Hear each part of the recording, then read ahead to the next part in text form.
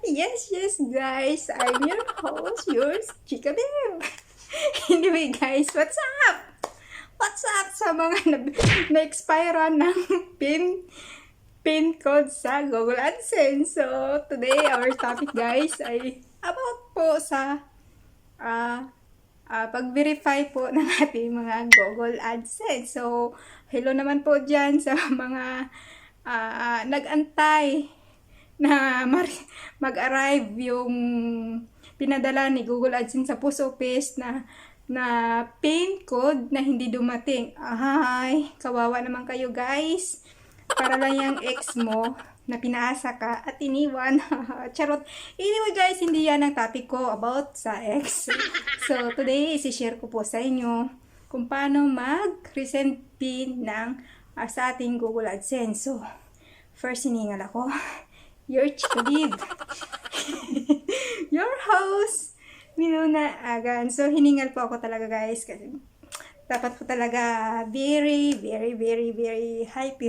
Anyway, babalik po ako sa aking topic kasi nawawala po ako eh. Guys, kailangan po natin bago mag 4 months po na ma-verify ang ating Google AdSense dahil po pag hindi pa po tayo na-verify, ay mawawalan po tayo ng advertisement sa ating mga video sa YouTube channel. Ayun ang pinakamasakit. Di ba mawalan ka ng mahal mo sa isang igrap lang? Char! Ganon. Ang background doon ang topic ko. So anyway guys, nung nakuha po natin ang $10 ay kaagad na pinadala ni Google AdSense sa atin ang ating mga PIN code sa ating post office. So, 3 weeks to 4 weeks po na hindi po dumating ang ating Google AdSense sa post office po ay wag na po tayong magpatumpik-tumpik pa. Kailangan po natin talaga mag-request to resend PIN. Ang resend PIN na yun po ay same lang po sa ipinadala ni Google AdSense sa atin noong nagpadala siya ng first PIN sa atin sa post office. So, kailangan po talaga yan guys kasi diyan nakasalalay ang ating mga sahod sa ating YouTube channel. Kailangan po talaga ma-verify po tayo. So anyway guys, paano tayo mag-resend PIN? So una, pupunta lang po tayo sa Google search. Isi-search lang po natin ang Google AdSense. Diyan po ay dapat nakalagin po yung account natin dyan. At saka makikita po natin dyan ang verify PIN. So, mag-request lang po tayo dyan ng resend PIN. After that, na-request po tayo ng resend PIN dyan sa Google AdSense, sa ating mga account. So, kaagad din po mag-e-email po si Google AdSense sa atin na magantay tayo ng 3 weeks bago dumating po yung ating ni-request na PIN. Google AdSense PIN. Yan po. At saka, kung hindi naman po guys dumating ulit, kailangan naman po natin mag-request ulit ng resend PIN. So, 3 times po guys na kailangan na mag-request tayo ng resend PIN para po makapag-manual po tayo. Sa aking case, hindi po dumating yung aking PIN. Google AdSense PIN, hindi po dumating. Kaya ako nag-request ng 3 times. 4 months, 1 month po nahintay ko para dumating po ang aking Google AdSense pero hindi po dumating. So, kaya ako nag-request ng 3 times para makapag-manual po ako kasi dyan po nakasalalay ang sahod ko sa aking YouTube channel na dapat po ay ma-verify ko na po ang aking Google AdSense. So, yan guys, pag hindi ka po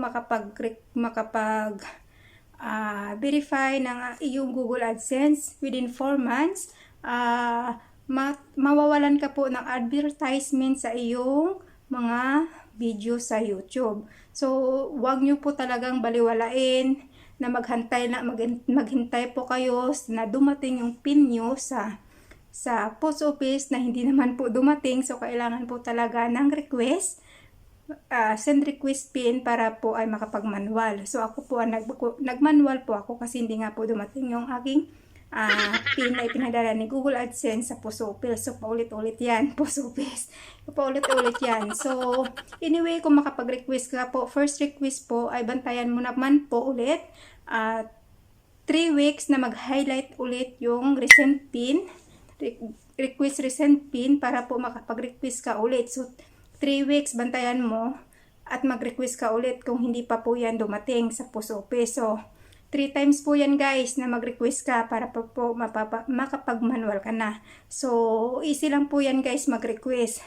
Ang mahirap kung mawalan ka po talaga ng advertisement sa iyong mga YouTube, sa iyong mga videos at mag-stop po yung kita mo sa iyong channel dahil po hindi ka po na-verified. May mga case na po na katulad ko na mga kilala kong vlogger na nagpi-PM sa akin na hindi po sila nakapag-manual dahil po hindi nila alam kung paano po mag-resend pin at kawawa po talaga kasi nawalan sila ng advertisement sa kanilang mga videos. So, ito guys ang purpose ko kaya ako nag-vlog.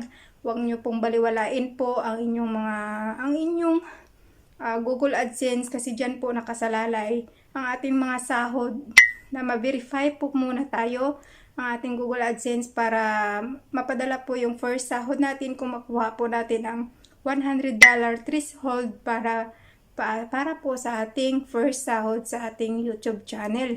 So, yan guys, sana wag kayong magpatumpik-tumpik pa kasi nahirapan na po tayo sa pagkuha ng first requirements ni YouTube para po ma-monetize po ang ating mga channel at saka magkaroon po tayo ng advertisement sa ating mga videos. So, yan lang po guys. Wag po nating baliwalain ang pag-request ng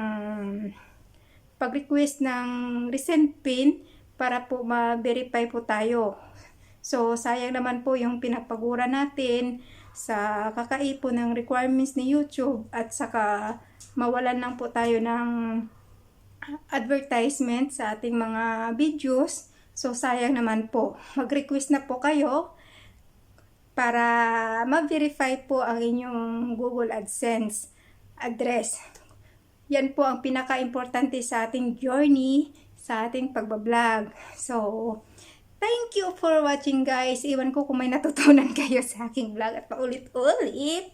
So yan guys, thank you for watching again guys. I'm your host, your Rakitira Mom ng Marbel, Miluna Agan. So, thank you guys. Sana huwag niyo pong kalimutan na kung maligaw po kayo sa aking YouTube channel, huwag niyo pong kalimutan na i-subscribe ako at i-hit ang bell icon para po ma-notify po kayo sa mga susunod kong vlog.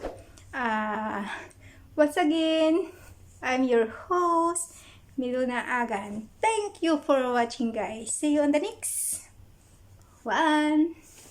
Bye!